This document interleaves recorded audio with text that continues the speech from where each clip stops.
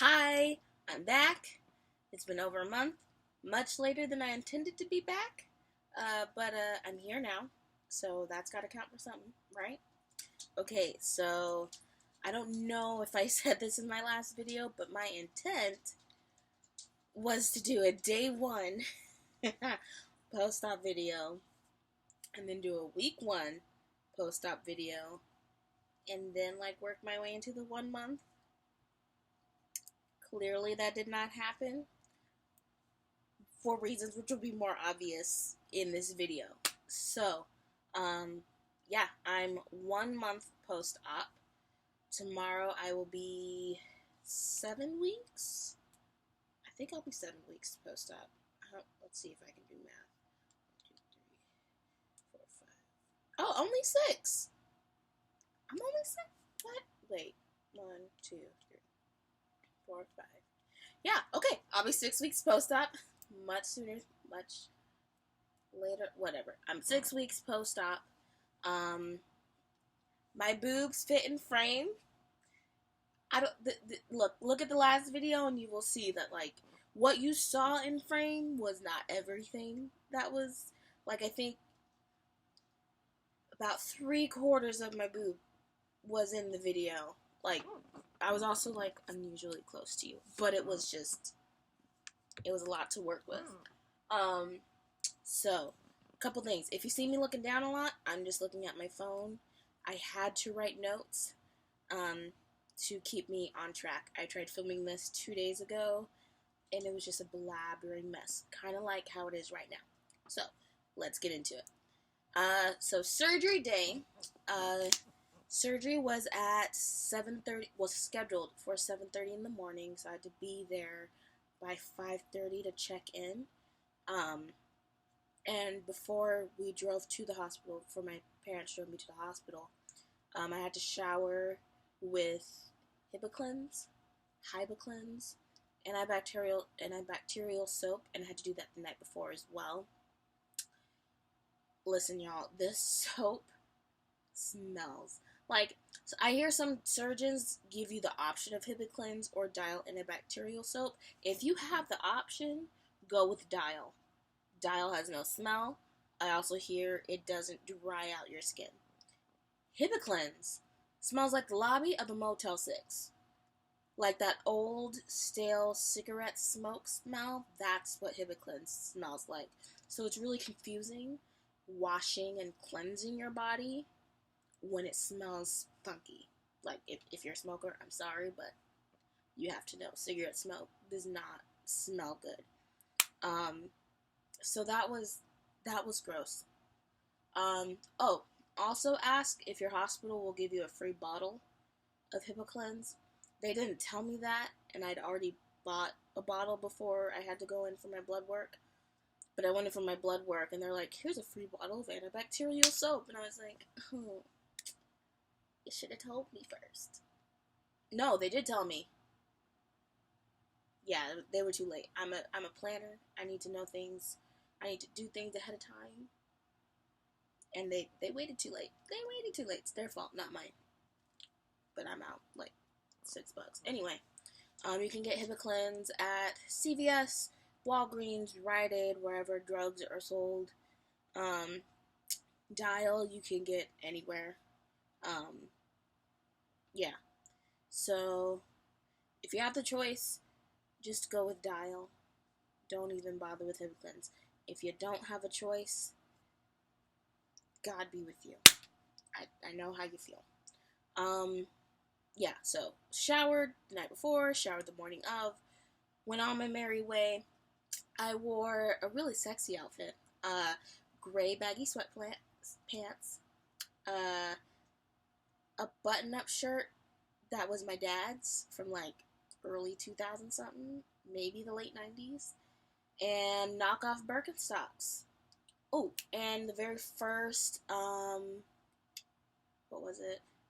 Sports bra I ever owned. A really old, stretched out, purple, flimsy sports bra. Yeah, I wore that too. So, People's Magazine Best Dress List 2019. wore that. I did buy a zip-up hoodie, but then I realized I live in SoCal, in the desert, and it's July. Nobody has any business wearing a zip-up hoodie, no matter what they're doing. Okay?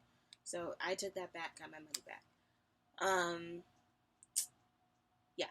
Wore that, went to the hospital, checked in. They hooked me up with an IV. I hear some people say that getting an IV in is like the worst pain they've ever experienced. I don't know if I'm just really good with needles. I don't have tattoos or anything, but needles they've never freaked me out or anything. So I wasn't freaked out by it. I didn't have any serious pain. It wasn't the worst pain I've ever experienced. We'll get to the worst pain I've ever experienced, but the IV wasn't it. It was uncomfortable having the IE in your hand. They put it in my hand. It's uncomfortable. It feels kind of weird. It's kind of like something's under my skin and it shouldn't be. Well, you're stuck with it for a good day or so. But it was okay. It wasn't the worst thing. It is a trip, though. Feeling like the medicine going for the very first time, like I kind of felt it travel up here. It's kind of weird, but then you get used to it. They asked me a whole bunch of questions that I had already answered, but, at least they're efficient, and I guess that's good. Basically just medical history and whatnot, and did you eat, even though we told you not to eat? I was like, yes, I followed your instructions, like, can I just have a surgery, please? What else? I met my anesthesiologist. He was really cool. Had a dry sense of humor, but he was very sweet. So, like, the dry sense of humor, but a really good bedside manner. It was really fun. It was good. He explained to me what he would be doing. He would be administering a relaxing medicine before the actual anesthesia. I can't talk. I'm not editing this. And then I told him he needed to use the smallest intubation tube possible and to be as gentle as possible while putting it in. So, caveat to that. I'm a singer, so my vocal cords and my vocal health is incredibly important to me. If you are a singer as well, or a public speaker, or you're at a job that just requires your voice to be healthy, this is very important. You can ask for the smallest intubation tube. I highly recommend that you do. Even if your job does not depend on your voice being healthy, you should be concerned about your vocal health because that's your voice. That's how you communicate on a day-to-day basis. So, express to your anesthesiologist that your voice is important and that you want a small tube. Another option is a laryngeal mask airway. It totally bypasses putting a tube through your vocal cords, and it's just the mask. It's kind of like a decked out oxygen mask, but it's for surgeries. That is a less invasive / better option, but it is only used on shorter surgeries, as far as I know. About 2 to 2.5 hours of surgery time. I couldn't use it because my surgery was 4 hours. I think I also couldn't use it because I do have asthma, so I guess it's just probably just better to use the intubation if you have the risk of a breathing problem. I'm getting oxygen. But if your surgeon estimates that you'll be under 3 hours, definitely ask if you could have a laryngeal mask airway or an LMA. You won't have the sore throat that comes with intubation. So I met my anesthesiologist. That went well. My surgeon came in. She was actually late, so surgery did not happen at 7:30. She went to the wrong surgery center, which I think was the hospital's fault, because my surgeon gave me paperwork at my pre-op appointment that had that surgery center that she went to circled, like that's where I was supposed to go. But the hospital called me the weekend before and said, your surgery's at the actual hospital itself. Thankfully, the two were on the same campus, so it wasn't like I had to wait a super long time. I was just delayed by like 20 minutes. Yeah, met my surgeon. She made her markings. And that's also when we discovered that my right boob was longer than my left, which I didn't catch it until the night before either. I don't know how I totally missed that. To be fair, I did not spend a lot of time looking at myself in the mirror, so I think it would just be something I missed.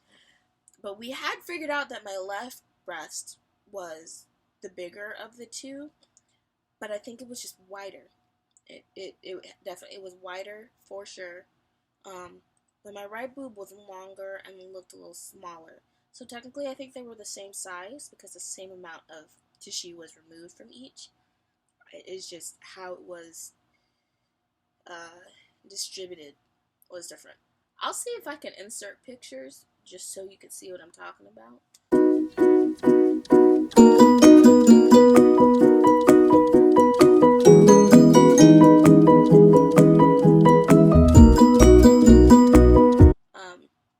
But yeah, so this was the bigger one, this was the longer one. She made her markings, and she's like, okay, we're gonna do our best to give you sisters. And I stress sisters because they likely will not look like twins. If you don't get twins, it's okay. They did not start out as twins, so I don't expect them to end up like twins. There you go. That's how you should look at it. So she made her markings, and then they wheeled me into the OR room, and they had me adjust myself on the table. And then I got happy to be here medicine. That's what my anesthesiologist called it. That was the relaxing medicine that they give you before the actual anesthesia. And the best way I can describe happy to be here medicine feeling like is kind of like being tipsy. Like, not exactly like falling over yourself, like messing up words, just embarrassingly drunk, but like you've had enough drinks and you're feeling it. Like that point where you just start to feel it. That's what that feels like. But I remember saying to my surgeon, I'm like, this is happy to be here medicine, isn't it? He's like, yep. And I'm like, cool. I was stoked about it, apparently.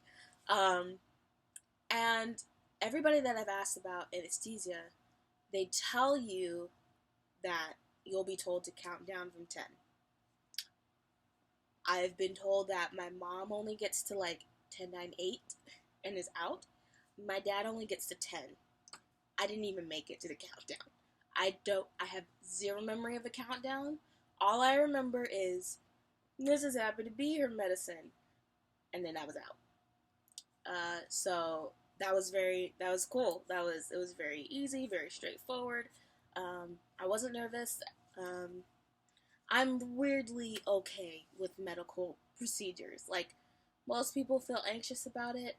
I felt anxious about it when I made my last video, but talking about it, I was fine. I was just excited. And then by the time I got to the table, I was like, well, we're here. Cool, let's go. Gone. Anesthesia, you do not feel the length of your surgery at all. Honestly, it felt like 5 seconds had gone by. Like, I woke up totally expecting for the count. I was expecting the countdown. I didn't make it to the countdown, but I woke up 5 hours later expecting to hear, okay, countdown from 10. That's not at all what happened.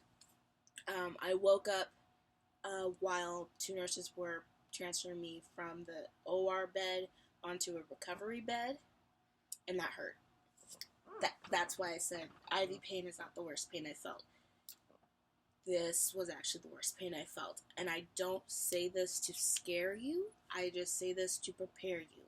You might feel everything when you wake up. Some surgeons give their patients numbing so that they don't feel anything for a day. I wish I had had that, but that was not my luck. It wasn't a stabbing pain, thank God. It was more of a radiating, burning, Yeah, it was like a burning. That's the best way I could. I don't know why I'm holding my boob because they're so tiny. It was more like a burning pain, for sure. Um, I'm sorry, like that might happen. I would definitely ask your surgeon what happens when you wake up, like if you'll feel anything. If they say you might feel something, I recommend asking that you don't. Like ask for whatever it takes to not feel anything when you wake up. But just know it's a possibility. Um, I did notice though that like even though this was in pain, my back, my neck, and my shoulders were totally fine. Like they weren't hurting, they weren't sore, which is normally what happens if I'm laying on my back for a super long time. Um, and it wasn't like they were numb from anesthesia. Like I could feel my body, I could feel everything, but my back just felt normal. And I hadn't been normal in well over 10 years. So I just remember being like, wow, like it's true. You really do feel the difference the second you wake up. So that was really fun. That's what I think that's what made the radiating pain something I was like, okay, this is just a part of it, but my back doesn't hurt. I did, however, experience breathing issues, and I think the closest thing I could describe it as was like sleep apnea. Um, so what was happening was I would fall asleep from being under anesthesia, but like randomly I would not be able to breathe in. I couldn't inhale, so I'd have to like wake myself up, like jolt myself awake just so I could breathe.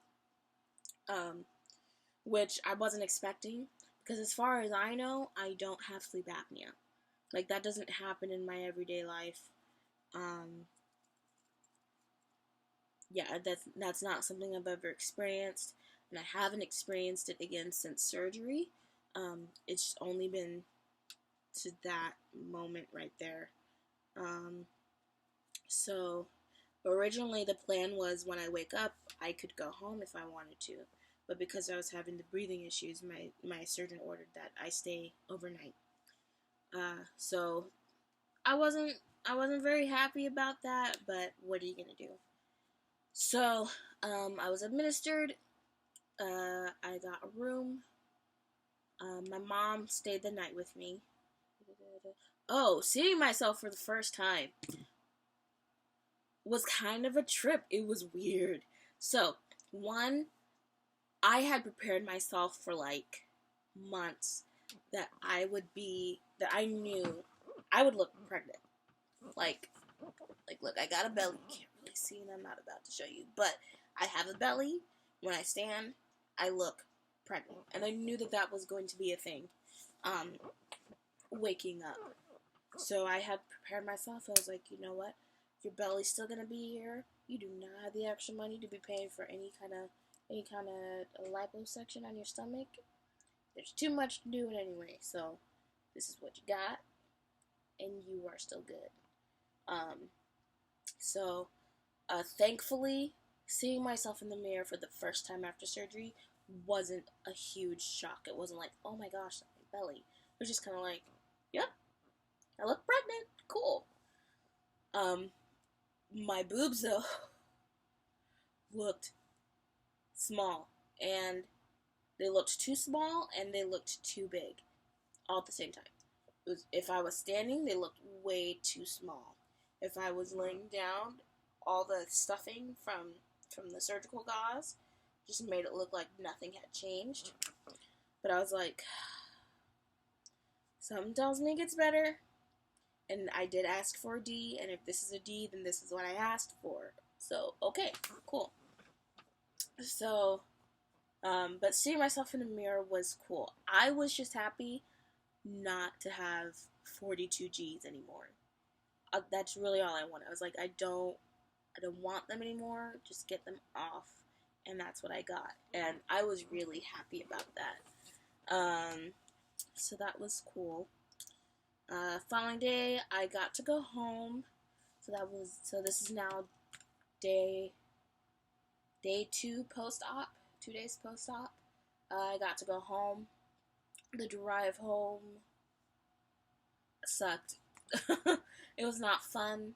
Um, there happened to be construction on the way home from the hospital on the road that my mom took. So there was traffic and it was slow and it was all down to one lane. And it wasn't so much that my boobs hurt. I had a pillow like in front of me and between the seatbelt. What hurt was the drains, were the drain incisions, cause I could feel. I couldn't completely relax my back against the chair because the drains would move forward and it hurt. It hurt pretty bad. So I couldn't really relax during the car ride. So that was not fun at all. Finally got home. Tried to make myself comfortable in my bed, but I couldn't because I did not get a pregnancy pillow. I bought one, but then I returned it because someone was like, "Oh, don't waste your money. Like, just use your pillows. You're fine." And I was like, but like people say it makes you more comfortable, but if I don't have to spend that much money on this, then I guess it's better. So I returned my pregnancy pillow, and I deeply regret it. That's like that's my regret in this whole thing. I should have kept the pregnancy pillow.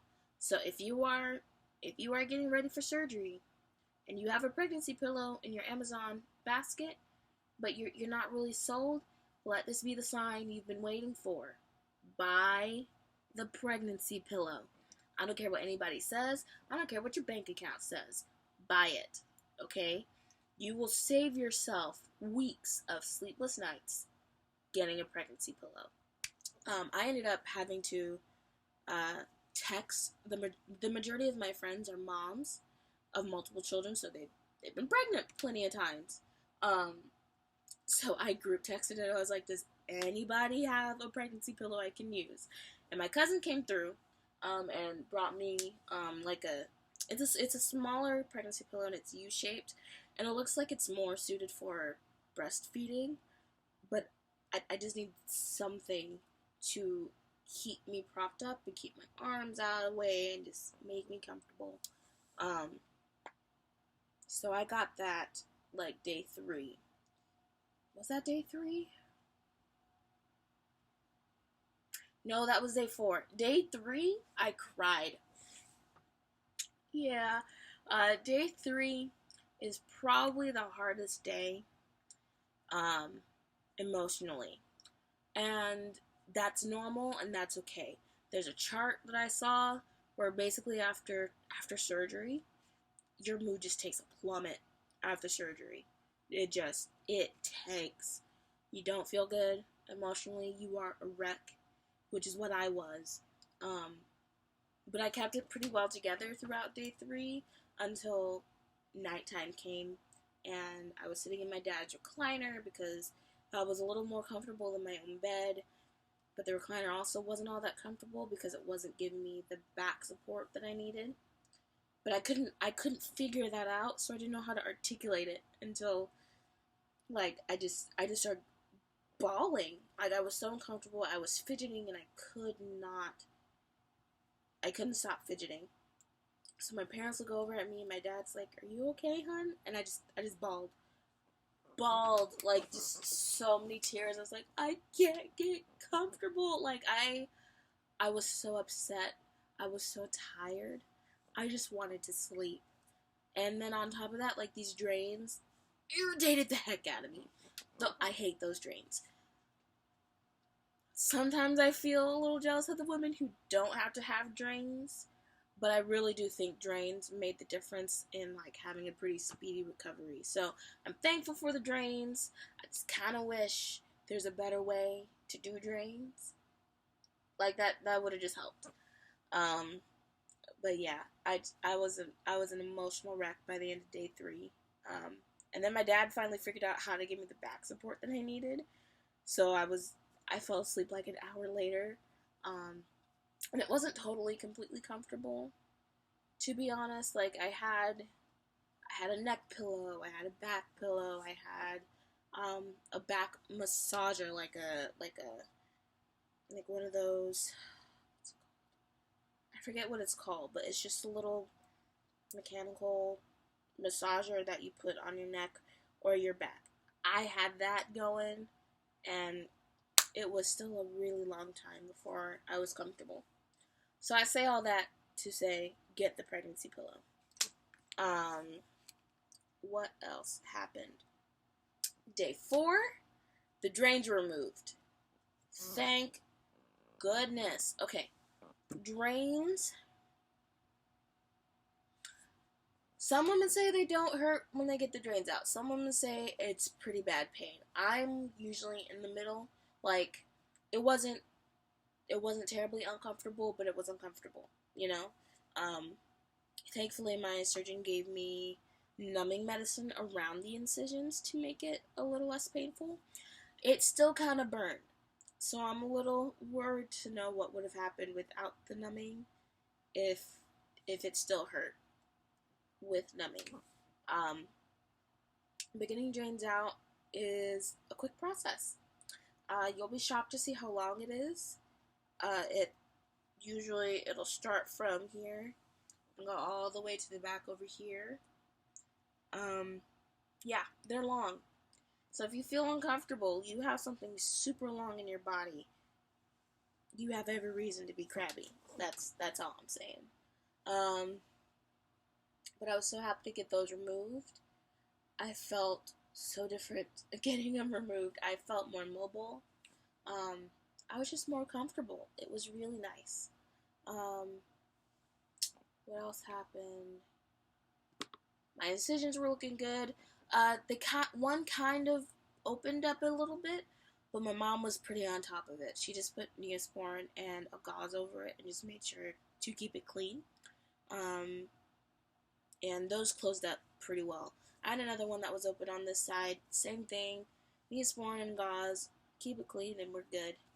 And we did the same thing for the drain incisions to close those up. Day 5 was the first time I only felt sore. So I wasn't totally completely pain-free, but it wasn't as bad. So there's something about those drains that just keeps you from being comfortable. 'Cause day 5, I could walk around my house, no problem. I could also stay awake a little bit longer. Not for like hours and hours on end, but longer is longer. Yeah, so day 5 was good. Speaking of day 5 was the last time I took Percocet. Percocet did not work for me at all. I've never had Percocet before. From what I understand, Percocet is just a really powerful Tylenol.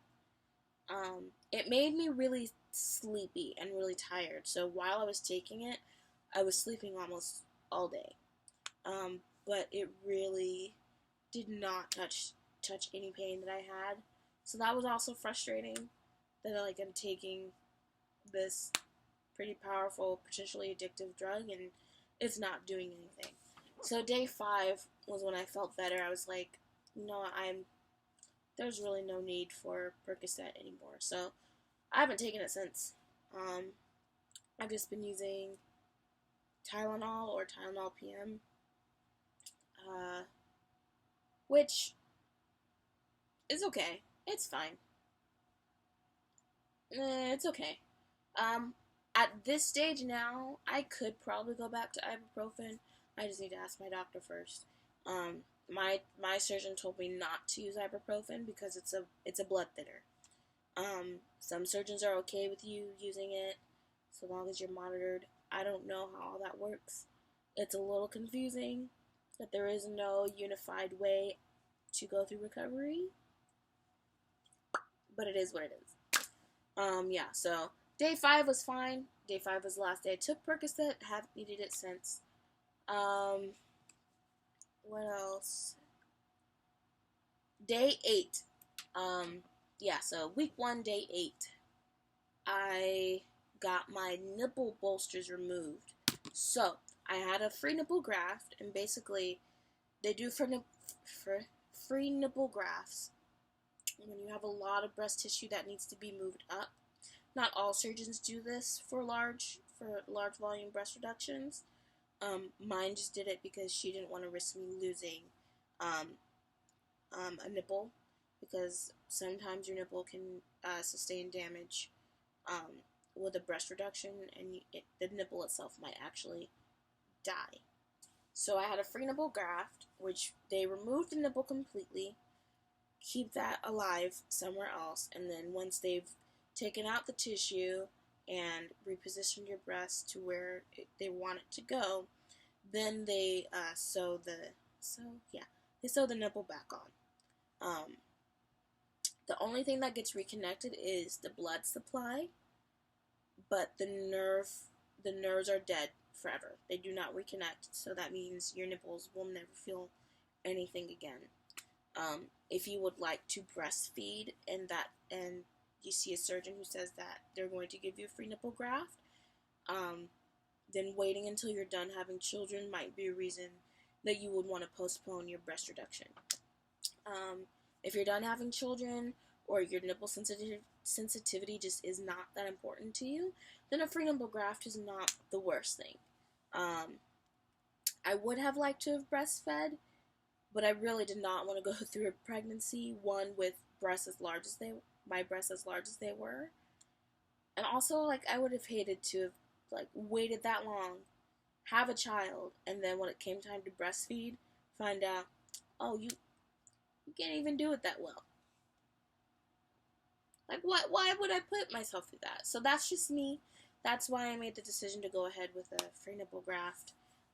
So I won't be able to breastfeed, but I feel like knowing that now will be able to help me deal with that when the time comes, when I have a baby.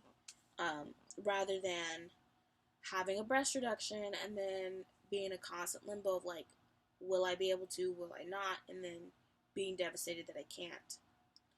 Not all breast reductions come with losing the ability to breastfeed. It is very possible to breastfeed again after a breast reduction. It's also possible to not do it as well. It's also possible to just not do it at all. I'm not going to do it at all, but there are ways to give my baby the nourishment he or she needs in the future. So, free nipple graft was good, and there's a bandage called a bolster. It's like about this size, and it's about this thick. And it's just sewn on over your nipple to keep your nipple safe while it's healing. Day 8, I got those removed, and I felt so good. So good. Like, even better than when I got the drains out. Getting the drains out was a good day. Getting these bolsters off was even better because I didn't feel like I had to be careful. Like, I don't think I made the conscious decision to be super careful with the bolsters, but just having them there kind of made it feel like people need to stay at, like, at least 1 foot distance, and I need to not be near anything. But getting those off, I felt so free. So free. So, day 8 was like the day where everything just started to feel natural again. Fast forward, not much happened week 2. Week 3 was my first outing, and it went well, but I was still super exhausted. So the anesthesia was still working its way out of me, and having a pretty major surgery like this does take a toll on you. My first outing was to church, and I did everything. I got my makeup done, I wore a nice outfit, but I got to church, and like 20 minutes into the worship service, my body was like, you need to just rest. But I stayed for the whole service. But as soon as it was done, my friends were like, okay, let's get you home. You look a little tired. And I was like, yes, I'm so tired. Like, I brought my purse, my full purse, and my Bible, and that was a mistake. Those were way too heavy for me to be carrying. But my friends held those for me. until I got home. I got home and I knocked out for like 5 hours. My average nap is like 3 hours, and I did not take any pain medicine for this at all. Like, I was just so tired, so I took a nap for 5 hours. I was supposed to go to a friend's birthday party later that day, but I was like, no, I'm not. If just being out made me exhausted, then having like a fun, mildly rowdy time at a friend's birthday party was not going to be the best decision for me. So I just stayed home. So that was week 3. Week 4 was the week of my birthday. So I turned 24 on July 29th. And for my birthday, my mom got me gift cards to Victoria's Secret and Kohl's. So I went on my first bra shopping trip later that weekend. The first time with my cousin to Victoria's Secret. I just took my cousin with me because I was like, when this is fun. It's a fun girl shopping trip. And it had been like 3 weeks since we last hung out. Like, my cousin and I have gotten super close that we hang out almost every week. So, it had been a while. We were pretty overdue. I got sized at Victoria's Secret, and I took it with a grain of salt. Because I had heard that Victoria's Secret doesn't really size very well. Like, if you are outside of their triple D sizing, then they will just call you a triple D. You could be a G, H, I, J, K, L-M-N-O-P, whatever alphabet, and they would still tell you, oh, you're a triple D. Because that's just as high as they go. But my cousin convinced me, she's like, if, you don't know what size you are, just get sized. Just get it out of the way. And I was like, okay. So the Victoria's Secret employee sized me, and she's like, okay, you're a 38D. And I was like, nah. Okay. Yeah. Now, I wanted a D cup. I was like, I feel like you're right about the D, but the 38, no. She gives me a 38D to try on, and it fits perfectly. I wasn't shocked. I was so happy. I was like, I was not at all expecting to have a smaller band size. I would have been just as content with a 42D. I'm good with a 42. I'm fluffy. I know what 42 means. But to be back at a 38, I was a 38F my freshman through junior year of college. I was a 38F. So it had been a few years. I'm out of college. It's been like 2 or 3 years since I've been out of college. 2 years. So to be back, not only at a smaller band size, but also smaller cup, felt so good. So I bought some cute bras from Victoria's Secret. And then my mom took me to Kohl's the next day, and they were actually having a sale. So I got some more cute bras from them. But I got these bras. This is their underwire, no underwire, wire-free t-shirt bra. Is that what it's called? I don't remember. I know it's a t-shirt bra, and it's wireless. These bras are really comfortable. Super, uber, duper, duper. They're comfy, okay? They're comfy. Buy them. They're comfy. They're so good. They're so soft. Again, no wire, but they're molded really well and pretty supportive. And then I got this cute purple bra. I've never had bras that were anything other than black, white, flesh color, because let's be real, nude or flesh color is usually not this color. Okay, see, we know. Or brown, which again was not what you see here. So I was just happy to get a cute, fun colored bra. I have a pink bra, you guys.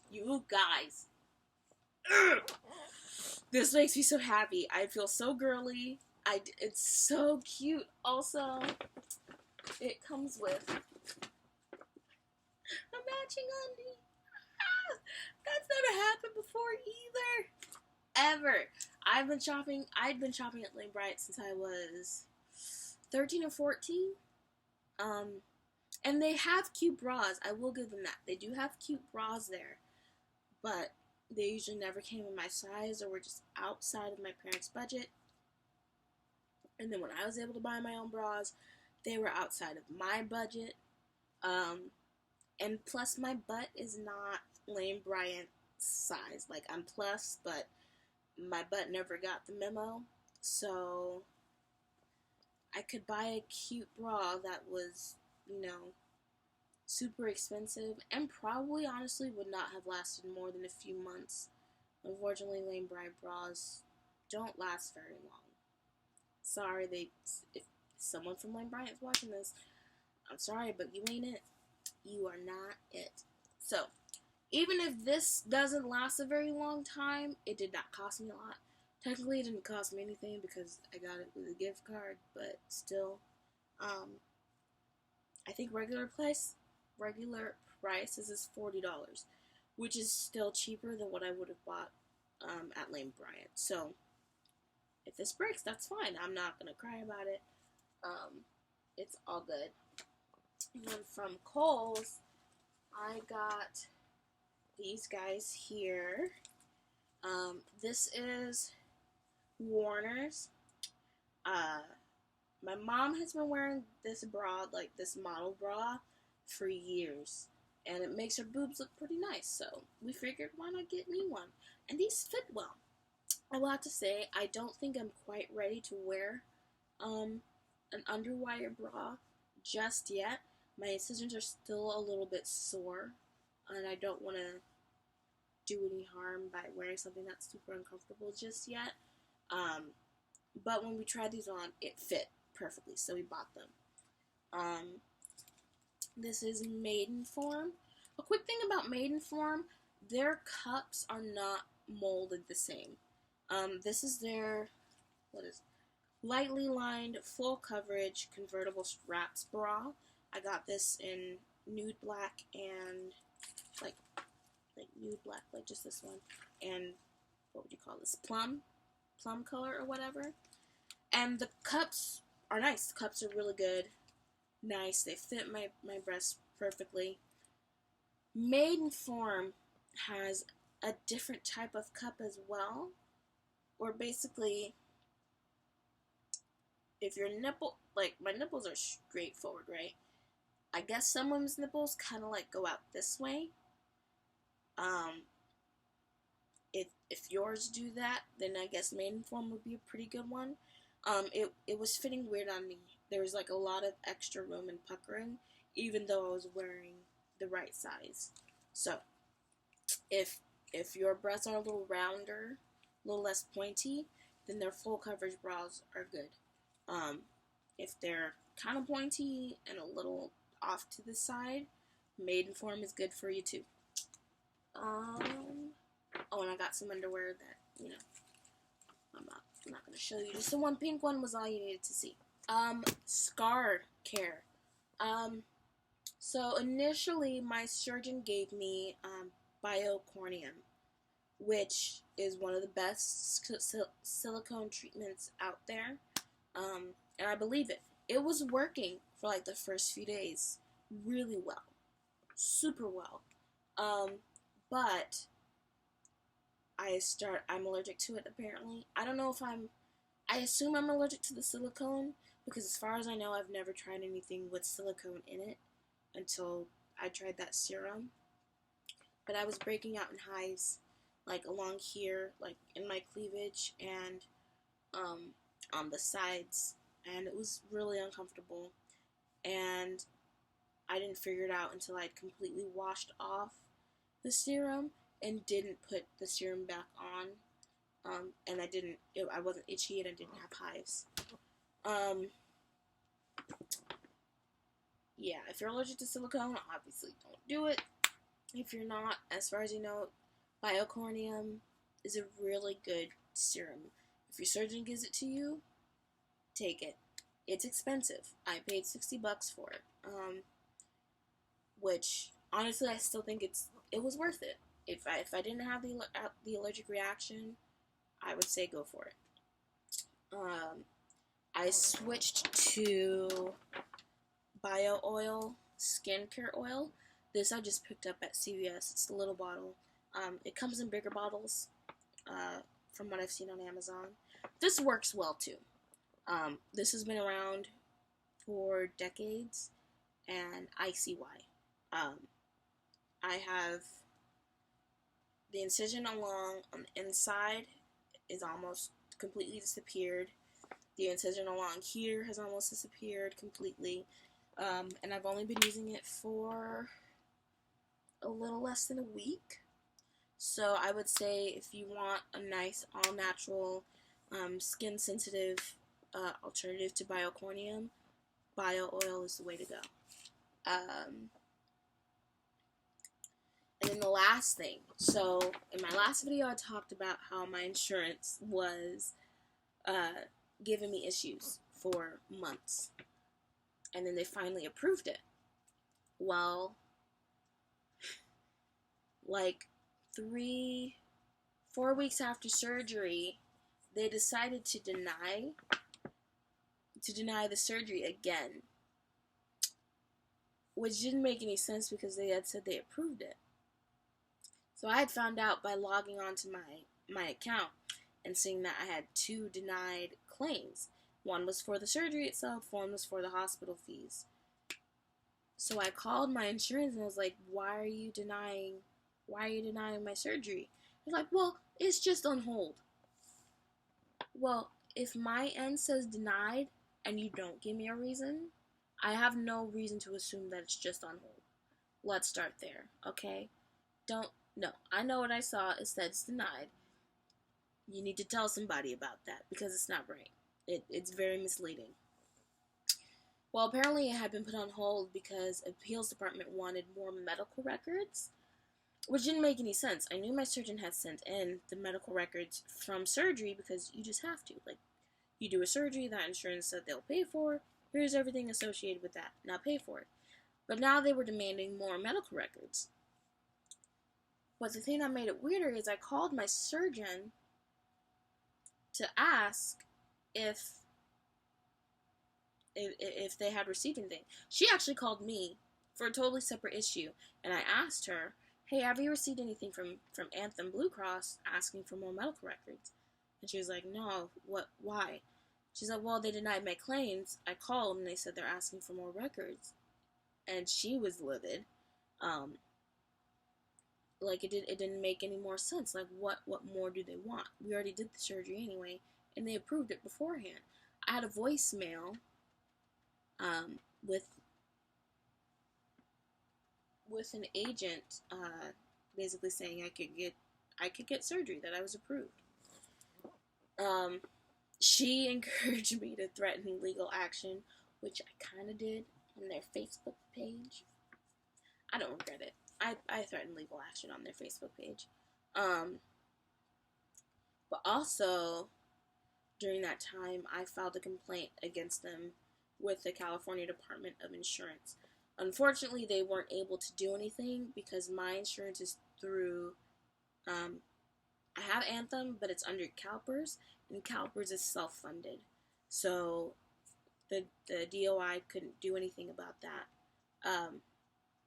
My dad got in touch with a representative, a CalPERS representative, and they were going to meet to discuss what the next step would be. But Anthem called back, and the last agent that I spoke to appealed on my case, and he told them, like, why are we asking for more medical records if we already proved the surgery to begin with? And the appeals director, or representative, agreed.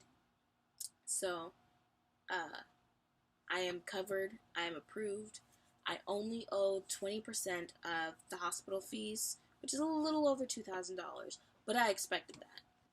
That's just what my plan is. But surgery itself, fully covered. I don't owe anything for that. So I was about to go ham, guys. Like my parents and I talked about it. Like, we would have gone the legal route the lawsuit route if we had to, because this whole ordeal was totally unnecessary, unjustified, and just wrong, just absolutely wrong. But I got it fixed. I am good. Everything's covered. My boobies looking nice. They all so cute. They so perky. They really are perky. Like, see, they didn't move. They're perky. We good. We good. We cute. We styling. I love them, as you can tell. So, oh, let's talk about shoulder grooves. I'm just now noticing this. I have not seen my shoulder this flat in so long. Wow. It kind of just, wow, there's no dip. What? Yes. Okay, I'm sorry. Okay. You know what? I'm not sorry. I'm happy. I'm blessed. You be blessed. Okay.